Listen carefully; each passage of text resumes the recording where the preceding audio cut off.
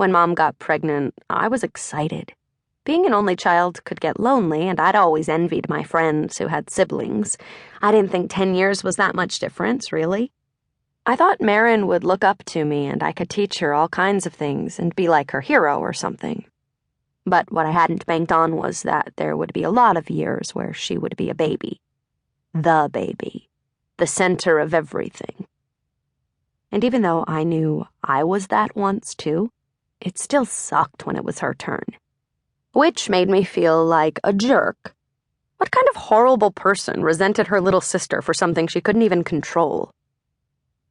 After I got the laundry started, I went into the kitchen and pulled out the hamburger meat and a skillet. I crumbled the burger into the skillet and turned on the stove, then wandered back toward the living room to watch some more TV while I waited for the meat to start cooking. On the way, I grabbed my backpack off the kitchen table, dug my reading homework out of it, hint, ladies and gentlemen, and carried it to the couch with me. But as I turned on the lamp next to the couch and sat down, the TV station switched to the news.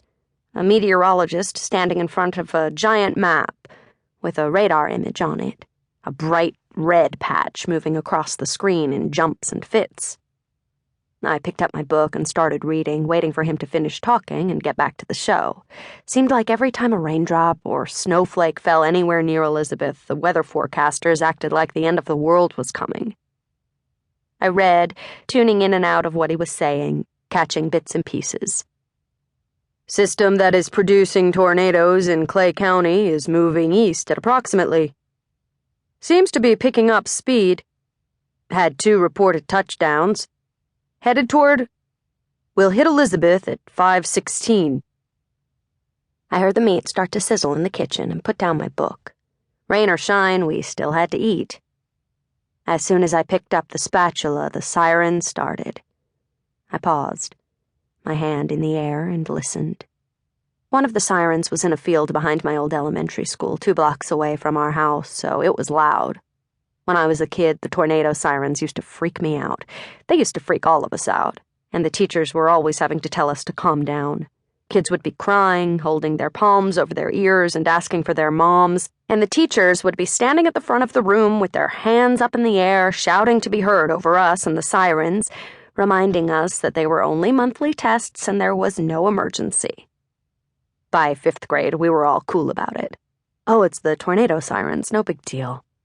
And by middle school, we barely even noticed the sirens at all. I leaned back and glanced into the living room, where the meteorologist was still standing in front of the Doppler photo, still pointing and talking, a sheaf of papers in his right hand. I sighed, looking back at the half-cooked meat. I didn't want to turn it off only to have it be another false alarm and have dinner ruined and Mom pissed. But technically, we were under a tornado warning. And even though there was a warning about every 3rd week in Elizabeth, we were supposed to take it seriously each time and go downstairs. Hardly anyone ever did, though. Midwest weather was crazy, after all, and half the time too crazy to really predict. We'd all learned to ignore the warnings. Most of them never turned out to be anything anyway. I moved over to the kitchen sink and peered out the window. I could see wind pushing the swings on our neighbor's swing set. The rings danced merrily, and the slide quivered.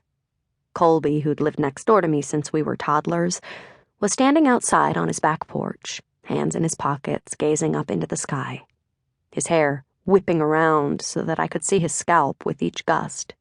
Colby always did this when the weather turned bad. A lot of people did, actually. They wanted the chance to see a funnel cloud for themselves, should one ever appear. I reached up and knocked on the window. He didn't hear me. I knocked again, louder, and he turned, pulled a hand out of his pocket, and waved. I waved back. He was peering out over Church Street, where plenty of cars were creeping along with their headlights on. Rush hour was starting and everyone was coming home, like normal. It wasn't even raining. I went back to the stove, still holding the spatula, and decided to wait until it started to rain or do something more serious than just look nasty. But I had no more than touched the meat with